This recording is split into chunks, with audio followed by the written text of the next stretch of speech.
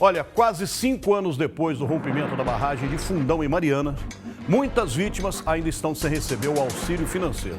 A Fundação Renova, criada para o reparo dos danos causados pela tragédia, nem terminou alguns cadastros que definiriam se as pessoas têm ou não direito do benefício. Brincadeira, né? 5 anos. Nós falamos que não vamos deixar isso cair no esquecimento. Nós falamos isso aqui. No primeiro dia que aconteceu essa tragédia, eu falei, não podemos esquecer disso, que o brasileiro tem mania de esquecer das coisas. Aqui ninguém vai esquecer de nada e vamos continuar cobrando isso aí de quem quer que seja, porque não pode. Isso aí já deveria ter todo mundo estar sentado, todo mundo no local, exatamente para ficar numa boa, tranquilo pro resto da vida. 5 anos, gente. 5 anos já que isso aí aconteceu e 5 anos que nada resolveu. Vamos lá. Em novembro, o rompimento da barragem de Fundão em Mariana completa 5 anos. A tragédia matou 19 pessoas e devastou toda uma região ao longo da bacia do Rio Doce. Até hoje, a maioria das vítimas não foi indenizada. É o caso do pescador Virgílio Catarino, morador de Conselheiro Pena.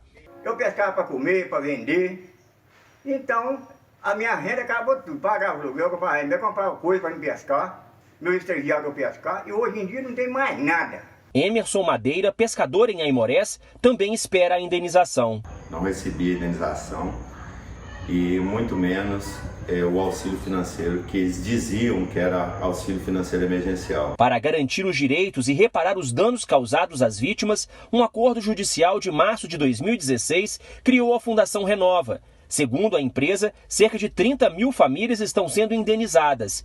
Mas, de acordo com o movimento Atingidos por Barragens, milhares de famílias ainda não foram assistidas, porque sequer conseguiram se cadastrar como vítimas da tragédia. Nesse primeiro programa tem uma série de falhas no questionário, e isso dificulta muito o acesso das famílias.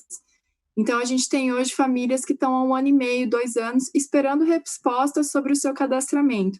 Tem pessoas que ligaram no 0800 e ainda não completaram esse cadastro. A coordenação do movimento reclama também de decisões da Justiça Federal, como a que permitiu que a indenização devida pela Renova fosse descontada dos auxílios emergenciais. A gente sempre defendeu com a Defensoria que eles têm naturezas diferentes.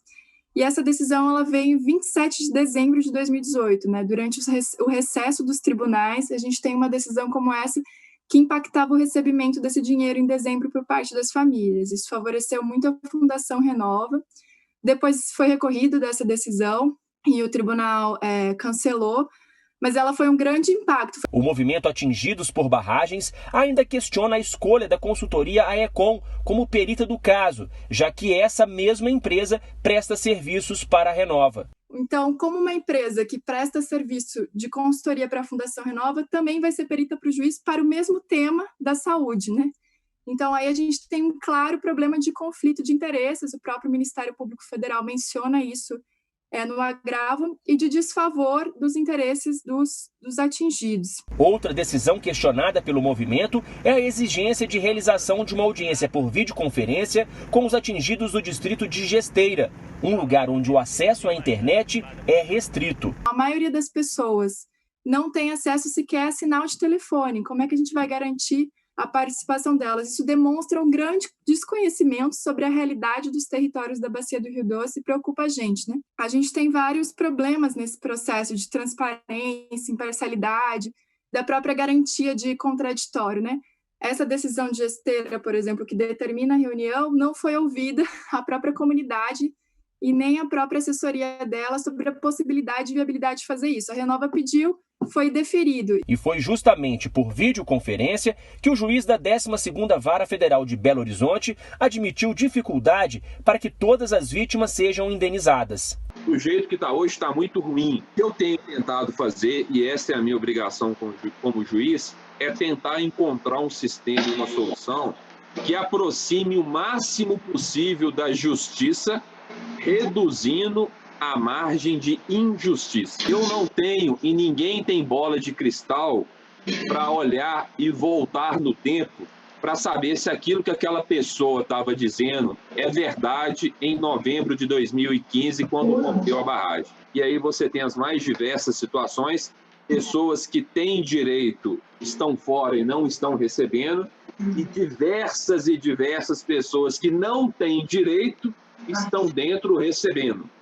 Então, o sistema atual é um sistema completamente anárquico, é um sistema injusto, um sistema caótico. Segundo o juiz, o encerramento do cadastro das vítimas teria sido colocado como condição para pagamento das indenizações. As empresas não arredam pé, elas não voltam atrás, elas dizem que não vão formular nenhuma proposta para nenhuma categoria que está fora. Querem saber quantas mil pessoas são? É 10, é 15, é 20, 200 mil, é 1 milhão? Para o movimento atingidos por barragens, se o cadastramento for encerrado agora, muitas vítimas podem ficar sem receber a indenização. O cadastro é um formulário desse tamanho, cheio de perguntas.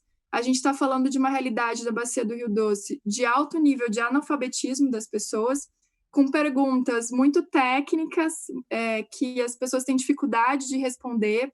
E aí tem todo um estudo da Universidade Federal de Minas Gerais, do Grupo Gesta, que aponta as várias falhas nesse questionário, né, feito pela Fundação Renova. Em entrevista à Record TV, o promotor federal Edmundo Antônio Dias critica a postura da Renova no processo de reparação às vítimas da barragem de Fundão. Ela é um braço das empresas Samarco, Vale e BHP para a reparação. Cabe a ela atender às diretrizes estabelecidas pelos órgãos públicos, pelo Estado brasileiro, e não ser a voz das empresas dentro do Estado brasileiro para se criar, para o caso concreto, uma nova metodologia. Então, de largada, nós temos uma inconsistência grave ao se falar em reparação na área de saúde. Ele ainda questiona uma decisão da Justiça que havia escolhido um método para definição de contaminantes químicos diferentemente do indicado pelo Ministério da Saúde. O Ministério Público Federal recorreu e o TRF1 derrubou a decisão. A adoção dessa metodologia, de largada, ela já mostra que é o poluidor pagador, ou seja, o responsável pelo desastre, tentando indicar qual é a extensão e qual é a profundidade dos danos. Alguns especialistas sustentam que as premissas para a realização do estudo de avaliação de risco à saúde humana são inconciliáveis com as premissas dos estudos para a avaliação de risco ao meio ambiente, dos riscos ecossistêmicos. A assessoria de comunicação da Justiça Federal informou que o juiz responsável pelo caso Samarco só vai se manifestar nas decisões e sentenças do processo. Em relação à Renova, a Fundação disse que já pagou quase 2,5 bilhões de reais como auxílio emergencial para cerca de 321 mil vítimas. Afirmou também que as pessoas que conseguirem comprovar que foram diretamente prejudicadas e fizerem o cadastro serão atendidas. Só que Felisberto, de 67 anos, morador da zona rural de Conselheiro Pena, e tantas outras vítimas até hoje não receberam pela destruição causada pela lama da Samarco. Aqui o barro tomou conta de tudo. Acabou com os trens, acabou com tudo. Infelizmente. E até hoje a Renova não faz nada pra gente. Marco Antônio diz que, além de não ter sido indenizado, até hoje não pode pescar no Rio Doce. Vocês podem ver que bastante rejeito, continua descendo rejeito. E a nossa preocupação é o futuro nosso, porque nós não podemos pescar. Você pode ver que o rio está morto, não podemos pescar.